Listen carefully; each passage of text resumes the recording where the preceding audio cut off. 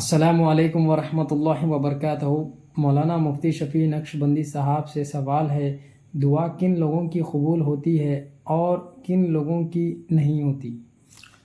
السلام علیکم ورحمۃ اللہ وبرکاتہ۔ وعلیکم السلام ورحمۃ اللہ۔ یہ ناچیز حقیر و فقیر محمد شفیع نقشبندی القادری، کامل الحدیث، جامعہ نظامیہ، متوطن، شہر ہاسپیٹ، ضلع بلاری، کرناٹک۔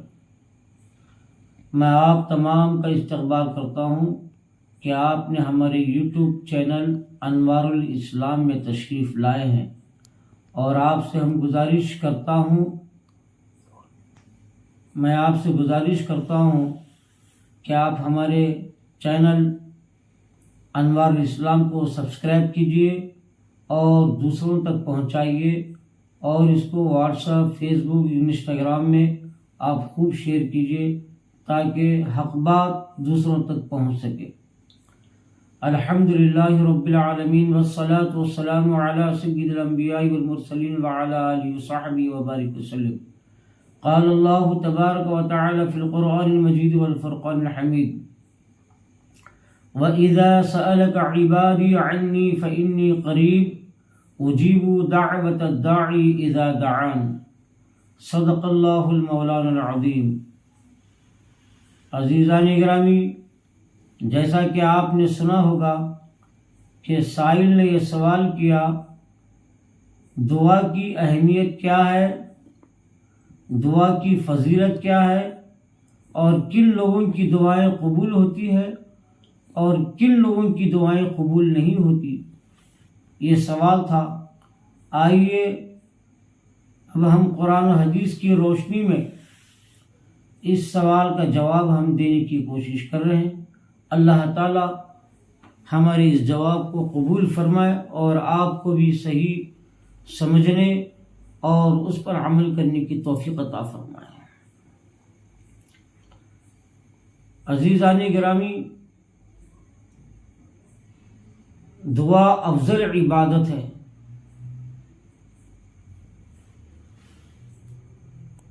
دعا کے بغیر کوئی چارہ نہیں ہے۔ دعا کے بغیر انسان کی زندگی ایک موت ہے۔ دعا ساری عبادتوں کا مغز ہے۔ دعا ساری عبادت کی جان ہے۔ دعا ساری عبادت کی بنیاد ہے۔ دعا در حقیقت ایک مومن کی کرامت ہے۔ دعا ایک مومن کی ہتھیار ہے۔ نہ جانے دعاؤں سے کیا کام بن جاتے ہیں اور کیا سے کیا کام بگڑ جاتے ہیں۔ اللہ تبارک و تعالی ارشاد فرماتا ہے، اپنے حبیب پاک حضور محمد مصطفیٰ صلی اللہ علیہ وسلم سے ارشاد فرماتا ہے، وَإِذَا سَأَلَكَ عِبَادِي عَنِّي، اے میرے پیارے رسول، اگر میرے بندے اگر آپ سے میرے بارے میں کچھ سوال کر لیں، میرے متعلق کچھ سوال کر لیں، تو آپ ان کو جواب یہ دے دینا، فَإِنِّي قَرِيب، کہو میرے بندوں سے اپنی زبان سے، اللہ تمہارے قریب ہے، اللہ بہت قریب ہے۔ وَإِذَا سَأَلَكَ عِبَادِي عَنِّي فَإِنِّي قَرِيبٌ يُجِيبُ دَعْوَةَ الدَّاعِ إِذَا دَعَانِ۔ جب بندہ اللہ سے دعا کرنے لگتا ہے تو اللہ فرماتا ہے کہ بندی کی دعا کو میں قبول کر لوں گا، اور جو وہ مانگنا چاہتا ہے وہ عطا بھی کر دوں گا۔ اجیبو کا معنی ہے عطا کر دوں گا، قبول کروں گا مطلب عطا کروں گا۔ تو عزیزان گرامی، تو اس قرآن پاک کی آیت میں دعا کی اہمیت اور دعا کی فضیلت یہاں بتائی جا رہی ہے۔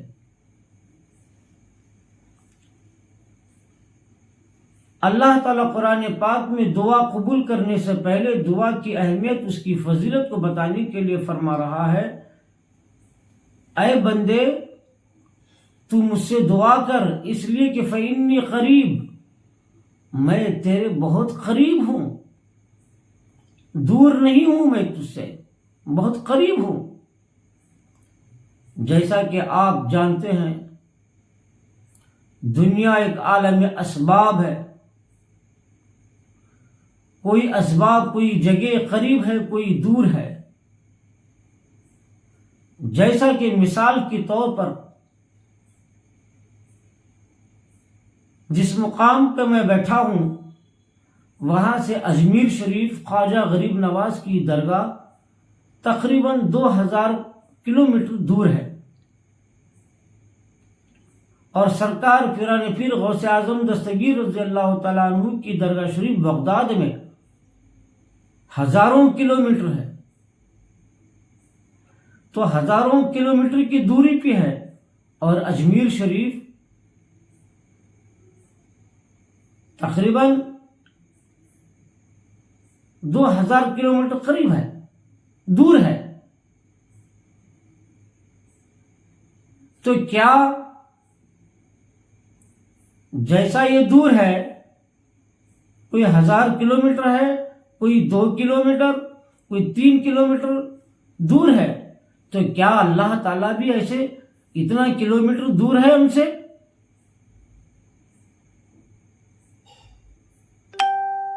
دنیا کی ہر شے دور ہے، دنیا کی ہر چیز دور ہے، مگر اللہ کی ذات ہم سے دور نہیں۔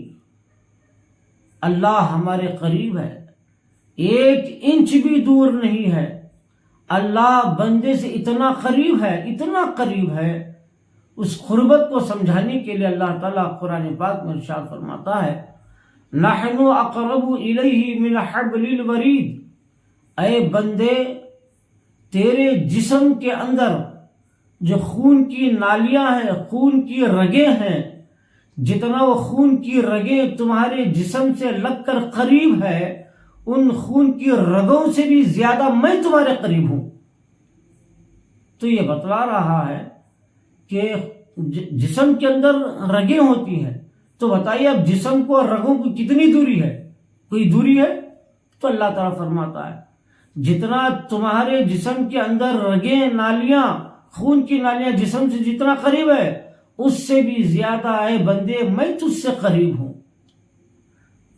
لہذا پکار مجھے، مجھ سے دعا کر۔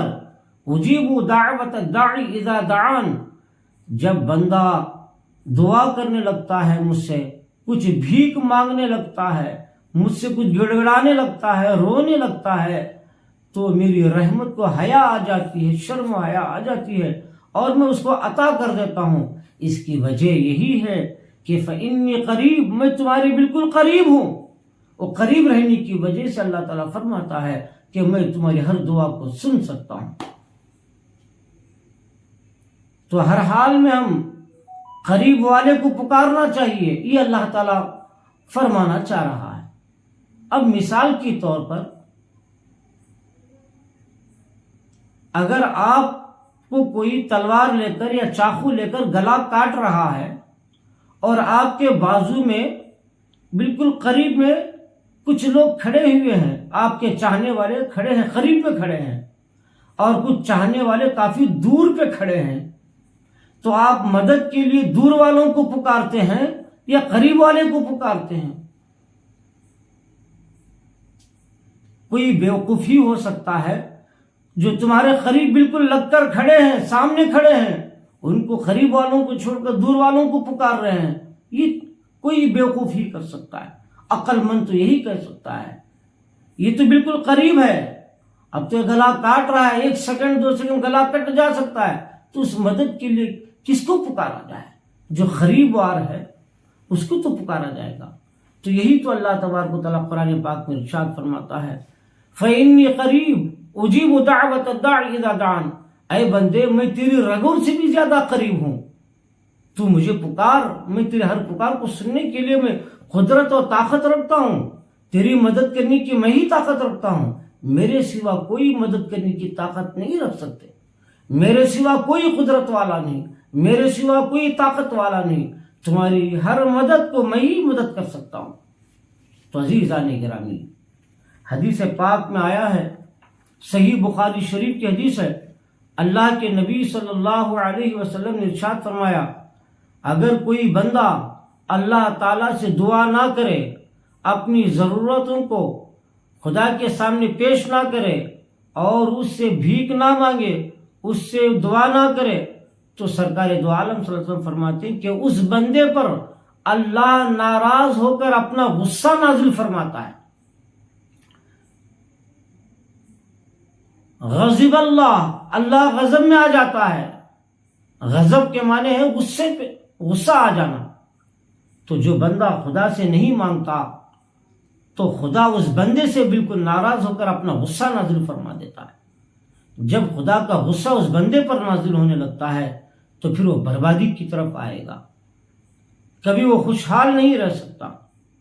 اور ایک حدیث پاک میں آیا ہے، اللہ کے نبی صلی اللہ علیہ وسلم نے ارشاد فرمایا، اگر تقدیر کو کوئی چیز بدل سکتی ہے تو صرف مومن کی دعا ہی تقدیر کو بھی بدل سکتی ہے۔ آپ اندازہ لگائیے، کہنے والے کون؟ میرے آقا حضور محمد مصطفیٰ صلی اللہ علیہ وسلم فرما رہے ہیں کہ تقدیر کو کوئی بدل نہیں سکتی، ہاں مومن کی ایک دعا، ایمان والے کی ایک دعا تقدیر کو بھی بدل سکتی ہے، تقدیر کو بھی پلٹ کر رکھ سکتی ہے۔ اور ایک حدیث پاک میں آیا ہے، اللہ کے نبی صلی اللہ علیہ وسلم نے ارشاد فرمایا، اے لوگو تم اللہ تعالیٰ سے خوب دعا کرو، اس لیے کہ دعا ایک مومن کے لیے ہتھیار ہے، مومن کے لیے ایک ہتھیار ہے۔ اگر کوئی دشمن وار کرنے کے لیے آ جائے تو اس کو دشمن کو ختم کرنے کے لیے ہتھیار کی ضرورت ہوتی ہے، وہ ہتھیار دعا ہے۔ مومن کی دعا ہتھیار بن جاتی ہے۔ اور اسی طرح اللہ کے نبی صلی اللہ علیہ وسلم نے ارشاد فرمایا، اے لوگو جب کوئی بندہ اللہ تبارک و تعالیٰ سے مانگنے لگتا ہے، پکارنے لگتا ہے، یا ربی یا ربی یا ربی کہتا ہے، تو اللہ تبارک و تعالیٰ جواب دیتا ہے کہ بندے میں تیرے لیے حاضر ہوں، میں تیرے لیے حاضر ہوں، بتا کیا مانگتا ہے مانگ لے، کیا مانگنا چاہتا ہے مانگ لے، میں تجھے عطا کرنے کے لیے تیار ہوں۔ تو عزیزان گرامی، اب رہی بات دعا کرنے کا ایک طریقہ ہے۔ بخاری شریف کی حدیث پاک ہے، اللہ کے نبی صلی اللہ علیہ وسلم فرماتے ہیں، اے لوگو جب تم دعا کرنے کے لیے بیٹھ جاؤ، گڑ گڑا کر رو رو کر دعا مانگا کرو، اس لیے کہ جو گڑ گڑا کر درد دل سے رو کر دعا کرنے لگتا ہے تو اللہ تعالیٰ کو اس کا رونا بہت پسند آ جاتا ہے۔ اللہ اس بندے سے بہت محبت فرماتا ہے جو خدا کے سامنے روتا ہے، جو خدا کے سامنے گڑ گڑاتا ہے۔ اگر کسی کو رونا نہ آئے، کسی کا دل پتھر ہو گیا، رو نہیں سکتا خدا کے سامنے، تو آخری بات اللہ کے نبی صلی اللہ علیہ وسلم ارشاد فرماتے ہیں، اگر کسی کو رونا بھی نہیں آتا تو کم سے کم رونے کا تو چہرہ بناؤ، رونے کا چہرہ بناؤ، رونے کا انداز بناؤ، رونے کی شکل بنا کے تو تم دعا کرو، اللہ اس رونے کی شکل کو بھی اللہ پسند فرما دے گا اور تمہاری دعا کو قبول فرما۔ اور اب سوال یہاں یہ ہے، اللہ کے نبی صلی اللہ علیہ وسلم نے ارشاد فرمایا، الدعاء مخ العبادہ، دعا ساری عبادت کا مغز ہے، دعا ساری عبادت کا مغز ہے۔ غور کرنے کی بات ہے، اللہ کے نبی صلی اللہ علیہ وسلم فرماتے کہ مغز، اور ساری عبادتیں کیا ہیں؟ نماز، روزہ، زکوٰۃ، حج، عمرہ، قربانی، یہ تمام کے تمام ساری چیزیں عبادت ہیں، مگر دعا عبادت کا مغز ہے، یعنی مغز اصل ہوتا ہے۔ مثال کے طور پر آپ جتنی بھی سبزیاں، فروٹ اور پھل پھلار ہیں، جتنی بھی ہیں جس کے اندر چھلکے لگے ہوئے ہیں، اوپر سے چھلکا ہے، جیسا کیلا لے لو، اوپر چھلکا ہے، تو مغز کس کو کہتے ہیں میں آپ کو بتانا چاہتا ہوں۔ چھلکا نکالنے کے بعد جو اندر جو چیز رہتی ہے اس کو مغز کہتے ہیں۔ تو مغز اصل ہوتا ہے، چھلکا اصل نہیں ہوتا۔ تو اللہ کے نبی صلی اللہ علیہ وسلم فرماتے ہیں کہ دعا ایک مغز ہے، ساری عبادت کا مغز ہے۔ تو دوستو عزیزان گرامی، تو اب ہم چاہیے جب کبھی ہمیں مشکل یا تکلیف یا کوئی بیماری آ جائے یا خوشی بھی آ جائے، ہر خوشحال میں اور ہر غم میں، ہر تکلیف میں ہم اللہ تعالیٰ سے ہم دعا کرتے رہیں۔ اللہ دعاؤں کو قبول فرمانے والا ہے۔ اب رہی بات کن لوگوں کی دعا قبول ہوتی ہے اور کن لوگوں کی قبول نہیں ہوتی، اس تعلق سے مختصر بیان کر کے اپنی بات کو میں ختم کر دیتا ہوں۔ اللہ کے نبی صلی اللہ علیہ وسلم فرمائے، اے لوگو، اگر تم اپنی دعاؤں کو قبول کروانا چاہتے ہو، اگر تم خدا کی بارگاہ میں اپنی دعاؤں کو قبول کروانا چاہتے ہو تو ایک ضروری کام یہ کیا کرو، جب تم اللہ تعالیٰ سے دعا کرنے کے لیے بیٹھ جاؤ تو پہلے دل میں یقین لا لو کہ اللہ اب ہماری دعاؤں کو ضرور قبول کرے گا، ضرور قبول کرے گا، ضرور قبول کرے گا۔ جب تمہارے دل میں پیدا ہو جائے تو یقین کے ساتھ اگر تم دعا کرو گے تو اللہ تعالیٰ یقین والی کی دعا کو جلدی قبول فرما لیتا ہے اور کبھی رد نہیں کرتا، وہ دعا کبھی کینسل نہیں ہو سکتی۔ اور ایک حدیث پاک میں آیا ہے،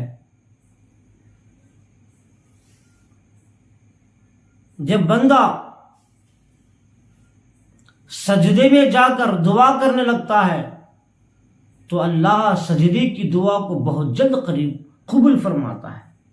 اس کی وجہ یہی ہے کہ اللہ تعالیٰ قرآن پاک پر ارشاد فرمایا، وَاسْجُدْ وَاقْتَرِب وَاسْجُدْ وَاقْتَرِب، اے بندے تو سجدے میں چلا جا، جیسا تو سجدے میں چلا جائے گا، سجدہ کرے گا، میں تیرے قریب ہو جاؤں گا اور تو میرے قریب ہو جائے گا۔ اور سجدے کی حالت میں جو دعا کرتا ہے تو وہ دعا اللہ تعالیٰ قبول فرما لیتا ہے، اس لیے کہ سجدہ کرنے والے سے اللہ قریب ہو جاتا ہے۔ جب اللہ اس بندے سے قریب ہوا سجدہ کرنے والے سے تو سجدہ کرنے والا بھی اللہ سے قریب ہو گیا۔ تو ایک دوسرے کے قریب رہ کر کے جو دعا کی جاتی ہے، جو پکارا جاتا ہے، وہ پکار، وہ دعا بہت جلد قبول ہو جاتی ہے۔ اور کن لوگوں کی دعائیں قبول ہوتی ہے سن لیجیے۔ حاجی، حج کرنے والا جب حج کرنے کے لیے جاتا ہے تو حاجی کی دعا وہاں قبول ہوتی ہے، اور عمرہ کرنے والا انسان جب عمرہ کرتا ہے تو عمرے کے وقت اور حج کے وقت جو دعا کرتا ہے تو اللہ تعالیٰ اس کی دعا کو کبھی رد نہیں کرتا، بلکہ حاجی اور عمرہ کرنے والی کی دعا کو ضرور قبول فرما لیتا۔ اور جو بندہ تہجد کی نماز کے لیے کھڑا ہو جاتا ہے تو تہجد کی نماز کے بعد اگر کوئی بندہ رو رو کر دعا کرنے لگتا ہے تو اس وقت کی دعا، تہجد کے وقت کی دعا اللہ تعالیٰ قبول فرماتا ہے۔ جیسا کہ بخاری شریف کی حدیث ہے کہ اے صحابہ، تم تہجد میں اٹھا کرو، خود دعا کرو، اس لیے کہ رات کے آخری پہر میں، آخری حصے میں اللہ آسمانی دنیا پر تشریف لاتا ہے اور یہ کہنے لگتا، آواز دینے لگتا ہے کوئی مجھ سے مانگنے والا کہ میں اس کی مانگ کو پورا کروں، ہے کوئی بیمار جو مجھ سے کہ شفا مانگتا ہے تو میں شفا عطا کر دوں، کوئی رزق مانگنے والا ہے تو بتاؤ کہ میں رزق عطا کر دوں۔ تو اللہ اعلان فرماتا ہے، وہ تہجد کی نماز پڑھنے کے بعد جو دعا کرتا ہے تو وہ دعا اللہ قبول فرما لیتا ہے۔ اور جو بندہ روزہ رکھ کر دعا کرنے لگتا ہے تو روزے دار کی دعا قبول ہوتی ہے۔ مگر حدیث پاک میں آیا ہے جب بندہ سحری کرنے لگتا ہے، سحری کا کھانا کھاتا ہے، سحری کے وقت جب بندہ کوئی دعا کرتا ہے تو اللہ تعالیٰ اس کی دعا بھی قبول فرماتا ہے۔ اور ایک حدیث پاک میں آیا ہے جب بندہ روزے دار روزہ رکھنے کے بعد جب روزہ افطاری کرنے لگتا ہے تو افطاری کے وقت بھی اللہ تعالیٰ دعاؤں کو قبول فرما لیتا ہے۔ اور جمعہ کے دن جو ہی جمعہ کی اذان ہو گئی تو اقامت ہونے کے درمیان جتنا ٹائم ہوتا ہے، اذان اور اقامت جماعت کھڑی ہونے تک کا جتنا ٹائم باقی رہتا ہے، اس ٹائم میں اس وقت میں اگر کوئی انسان دعا کرنے لگتا ہے تو اللہ تعالیٰ جمعہ کے دن کی دعا کو بھی قبول فرماتا ہے۔ اور ایک حدیث پاک کی روایت ہے، بڑے بڑے بزرگان دین اولیاء اللہ نے اپنی کتابوں میں یہ بات لکھی، اگر کسی کی دعا قبول نہیں ہوتی ہے تو جمعہ کے دن عصر کی نماز کے بعد باہر نہ جائے، بلکہ عصر کی نماز کے بعد 70 مرتبہ جو آیت الکرسی پڑھتا ہے، پڑھ کے آیت الکرسی پڑھ کر جو بھی دعا کرنے لگتا ہے تو اللہ تبارک و تعالیٰ اس کی دعاؤں کو فوراً قبول فرما لیتا ہے۔ اور پھر اور ایک حدیث پاک میں آیا ہے اگر کوئی مریض بیمار آدمی ہے جس کی عیادت کرنے کے لیے آپ بیمار آدمی کے پاس جا رہے ہیں تو جاؤ، مگر مریض سے کہو کہ اے مریض، اے بیمار آدمی، تم اللہ سے دعا کرو۔ سرکار نے ارشاد فرمایا جو بیماری کی حالت میں جو بندہ دعا کرنے لگتا ہے تو اللہ تعالیٰ بیمار آدمی کی دعا جلدی قبول فرما لیتا ہے۔ اور کوئی عقل حلال کے لیے، حلال کی روزی کمانے کے لیے یا کسی دین کے کام کے لیے، اچھے کام کے لیے، کاروبار کے لیے جب بندہ انسان سفر میں نکلتا ہے تو اس مسافر کی دعا بھی اللہ قبول فرما لیتا ہے۔ اسی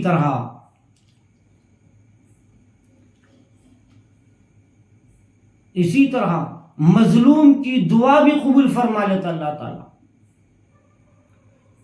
مظلوم سے مراد ایک ظالم آدمی ظلم کرنے والا ہے، اور جس شریف بندے پر، ایک شریف انسان پر ناحق طور پر جب کسی پہ ظلم کرنے لگتا ہے تو جس کے اوپر ظلم چل رہا ہے اس کو مظلوم کہتے ہیں، تو اس مظلوم کی دعا بہت جلدی قبول ہوتی ہے، چاہے وہ اچھی دعا کر لے یا بد دعا کر لے، نیک دعا کر لے بد دعا کر لے، ہر دعا اس کی جلدی قبول ہو جاتی ہے۔ اس لیے مظلوم کی بد دعا سے بچنے کی کوشش کریں۔ اگر آپ کا مظلوم جس کو آپ تکلیف دے رہے ہیں، ظلم کر رہے ہیں، اگرچہ کہ وہ کافر بھی کیوں نہ ہو، اگر تم کافر کے اوپر بھی ظلم کرنے لگتے ہو ناحق طور پر تو کافر مظلوم بن جاتا ہے، تو کافر بھی اگر دل سے دعا کر لے تو اللہ تعالیٰ کافر کی بھی دعا قبول فرما لے گا۔ اسی طرح سے ماں باپ کی دعا اولاد کے حق میں جلدی قبول ہوتی ہے۔ اللہ کے نبی صلی اللہ علیہ وسلم نے ارشاد فرمایا ماں باپ کی دعا اولاد کے حق میں ایسا ہی ہے جیسے ایک نبی کی دعا اپنی امتی کے لیے۔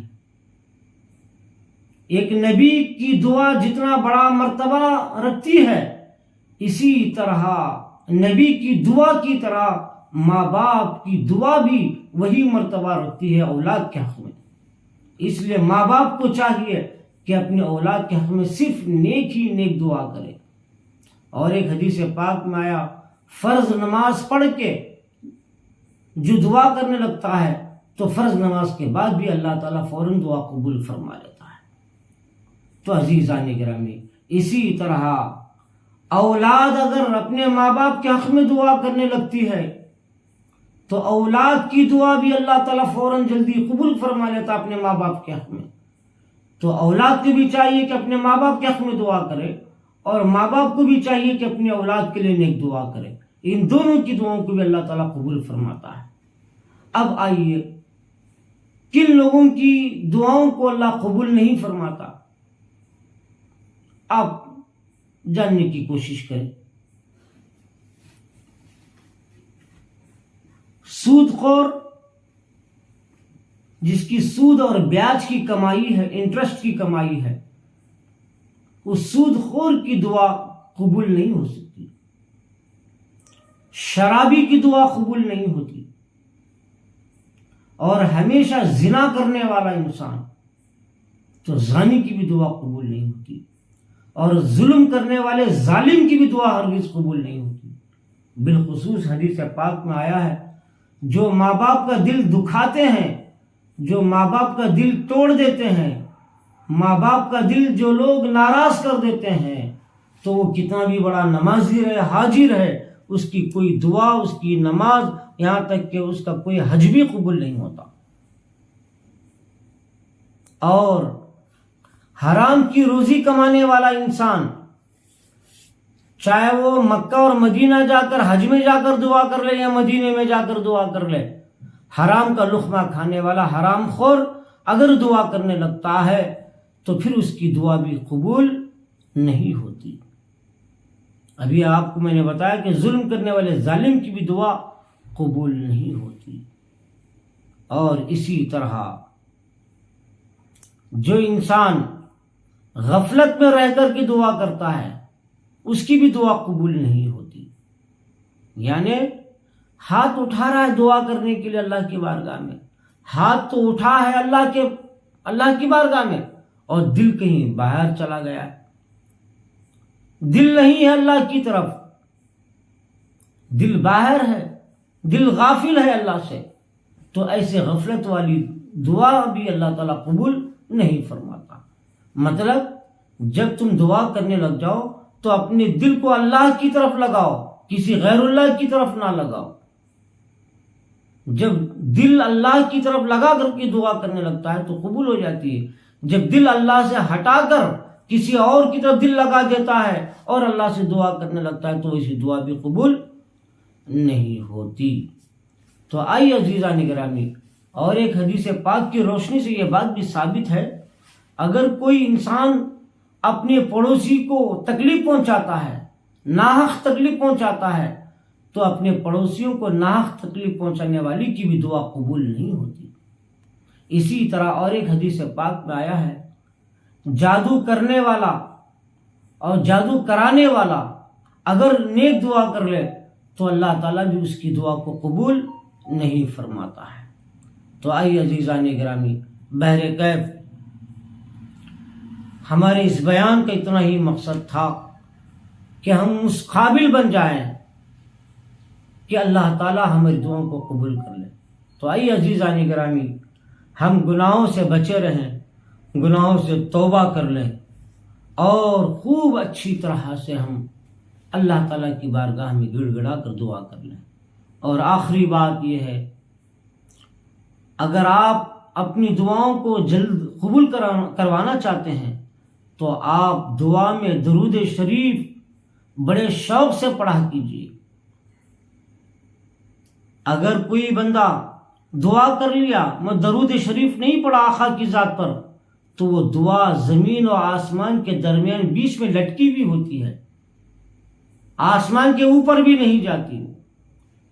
تو اگر خدا کی بارگاہ میں قبول کروانا ہے تو کثرت سے زیادہ آپ رسول اللہ صلی اللہ علیہ وسلم پر درود و سلام بھیجا کریں، اور دعا میں لا الہ الا انت سبحانک انی کنت من الظالمین، یہ آیت کریمہ جتنا زیادہ آپ پڑھتے رہیں گے دعاؤں میں تو اللہ تعالیٰ اس آیت کریمہ کی برکت سے اللہ تعالیٰ دعاؤں کو قبول فرما لے گا۔ اسی طرح اگر کوئی قل هو اللہ احد اللہ الصمد لم یلد ولم یولد ولم یکن لہ کفوا احد میں اسم اعظم چھپا ہوا ہے، اگر کوئی اسم اعظم قل هو اللہ احد کا وسیلہ دے کر اللہ تعالیٰ کی بارگاہ میں دعا کرتا ہے تو اللہ تبارک و تعالیٰ قل هو اللہ احد کے وسیلے سے دعاؤں کو قبول فرما لیتا ہے۔ اسی طرح اگر آپ اپنی دعاؤں کو جلد قبول کروانا چاہتے ہیں تو درود شریف پڑھ کر ہم سب کے آقا، نبیوں کے سردار، ہم اور آپ کے مالک و مختار حضور محمد مصطفیٰ صلی اللہ علیہ وسلم کا خیال لا کر جب نام محمد اور ذات محمد کا وسیلہ لے کر دعا کرنے لگ جائیں گے تو اللہ تبارک و تعالیٰ رسول پاک کے وسیلے سے انشاءاللہ دعاؤں کو جلد قبول فرما لے گا۔ میں اللہ تعالیٰ سے دعا کرتا ہوں کہ اللہ تعالیٰ اپنے حبیب پاک صلی اللہ علیہ وسلم کے صدقۃ طفیل میں مولا ہر نیک مومن کی دعاؤں کو تو قبول فرما، ہر گنہگار کی دعاؤں کو تو بھی قبول فرما۔ اے اللہ ہم کو اس قابل بنا دے کہ ہم تیرے قریب ہو جائیں، مولا ہم کو اس ایسا قابل بنا دے کہ ہم تجھے راضی کر سکے۔ وصلی اللہ تعالی علی خیر خلق نور عرش سیدنا و مولانا محمد و آلہ وصحبہ وسلم وبارک علیہ برحمتک یا ارحم الراحمین والحمد للہ۔